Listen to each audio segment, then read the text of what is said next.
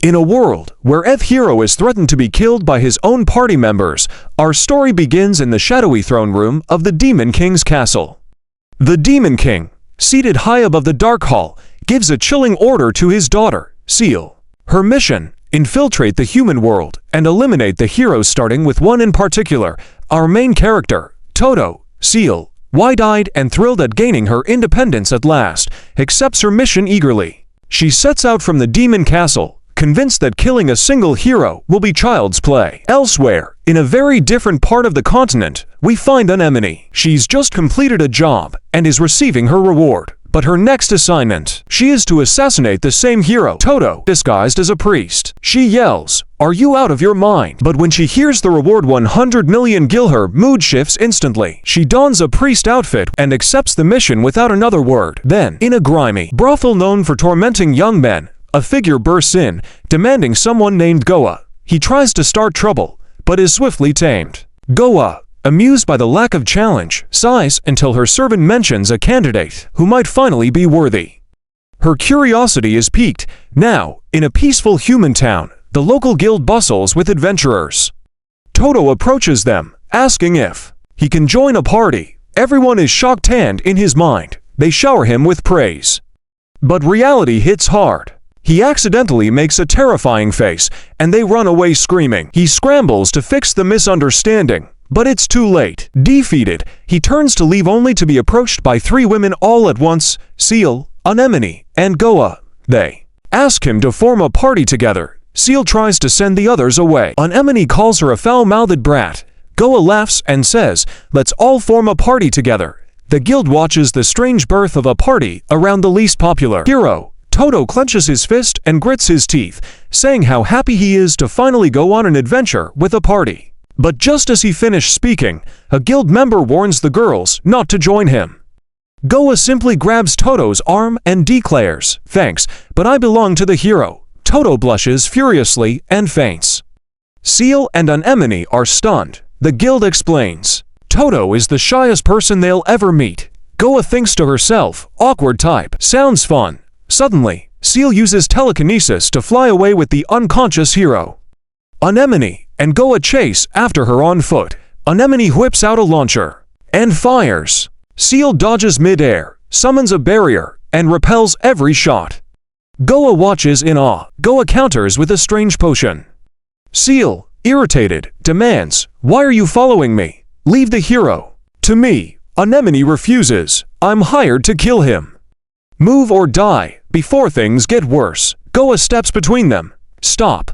Anemone realizes the 2-on-1 odds and backs down. Seal lowers her barrier, but both suddenly feel paralyzed. Goa grins, having used a paralyzing perfume. Seal panics, "You fool. If you interrupt a summoning, I'll lose control." A swirl of dust erupts. A monstrous creature appears, the dark spider dragon. Anemone gasps, "What is that?" Seal groans, "That's what I was summoning. But now it's gone berserk." As they argue, Goa tries to flee, but Anemone and Seal grab her. "How are you moving?" Goa yells, "We fought through it. Now give us the antidote." Before she can respond, the dragon strikes. But suddenly, the unconscious hero awakens, and with a single punch, he decapitates the dragon. The girls stare at him in disbelief. He stands silently, smiling. "Say something," they cry. He doesn't. Instead, they rush in to hug him and he faints again. Anemone grumbles, "Let's kill him now." Seal sighs, "I can't. I used all my mana. Besides, he saved me." Goa teases her. They all agree, for now, to let him live. Goa suggests they get lunch and properly introduce themselves. Anemone complains, blaming Goa for the mess, but Goa simply says, "Let's talk over sweets." Seal and Anemone agree, though, for different reasons. They all silently reaffirm the same thing: "I'll be the one to kill him." At the lunch table, Seal beams while enjoying her dessert. Introductions begin. Seal, "I'm a mage." Anemone, "Assassin, disguised as a priest." Goa, "Dancer, here for fun." Toto, still shy, clutches his fist and says, "I'll protect you. I promise." They wait awkwardly. Goa leans close, making him faint again. Then the truth comes out. Seal, I'm the Demon King's daughter. I need to kill the hero to earn my freedom. Anemone, assassin. I'm after him for the bounty. Goa, mistress of the pleasure palace. I want him as my pet. Understanding dawns, they all want the same thing. Anemone sighs, too much competition. Not worth the pay. She walks off, intending to kill him later. From a rooftop, Anemone spies human traffickers abusing a little girl. She tosses a smoke grenade, rescues the girl, and hands her money to run. In the smoke, a grotesque monster emerges carrying its own severed head. She engages in fierce combat, severing limbs, dodging tentacles. Then the hero appears and punches the monster to death. Anemone blushes. You came. I promised to protect you, he replies. She tries to explain the dagger in her hand but fails. Instead, she blows him a kiss. He blushes and faints again. Panicking, Anemone starts mumbling excuses only to hear voices behind her. Seal and Goa. Anemone groans. Why are you two here? Goa teases, blowing a kiss. Cringe. Seal questions. Why not just snipe him from the start? Anemone mutters, didn't want the girl to see blood. I want to change this rotten world. But I need money for that. She prepares to kill the hero, then remembers how he saved her. Her sword drops. I single quotes, I'm tired. I'm going home. Later that night, Goa suggests sharing a room. Let's all sleep together. Anemone rejects the idea. I'll find another room. Goa mocks Seal for being a child. Seal storms off too. Alone with the unconscious hero, Goa smirks. I might kill him if I'm left alone, but I won't. She casts a spell to make him her pet for 5 minutes. She showers, returns, and finds him still unconscious. She tries seducing him. No reaction. Changes outfits. Still nothing. Brings out a whip again. No response. Finally, she uses magic to command him, but suddenly, he pins her down.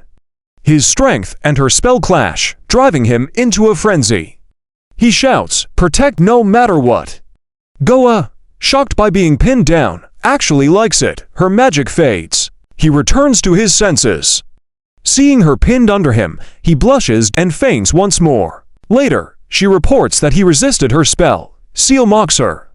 Guess you're not as special. Anemone agrees. I freaked out seeing you in bed with him. Not that Seal would understand. Seal snaps back at being treated like a child. Goa asks, aren't you afraid of me? They laugh. We already know your power. Why should we be afraid? Goa smiles for real this time. Anemone declares, none of us have a chance at killing him. Huh? Seal and Anemone suddenly draw weapons again. Goa steps in. Don't wake him. They agree and begin opening up to each other. Seal speaks of her lonely life, never permitted to talk to others. For once, she's having fun. They laugh together. Morning comes. Toto wakes up. He sees the 3 women sleeping in their underwear. He blushes and faints again.